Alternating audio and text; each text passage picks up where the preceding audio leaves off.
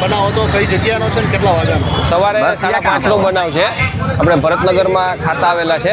ખાતા નંબર છે 4647. તેમાં કોઈ અગમ્ય કારણસર આગ લાગેલી, જેની અંદર વિભાગને જાણ થતાં ફાયર વિભાગને તરત જ 4 ફાયર સ્ટેશનની ગાડી ઘટના સ્થળ પર મોકલી આપેલી. ત્યારબાદ સિલિન્ડર હતા જે બ્લાસ્ટ થતા હતા અંદર, અને 8 સિલિન્ડર અમે અત્યારે હાલ ઓલરેડી કાઢેલા છે, જેનો કબજો પોલીસને સોંપેલું છે. જેમાંથી 3 સિલિન્ડર બ્લાસ્ટ થઈ ગયેલ છે, અને ખાતા છે બંને 46 અને 47. જેમાં ત્રીજા માળ ઉપર એ લોકોએ પતરાનો શેડ બનાવેલો છે.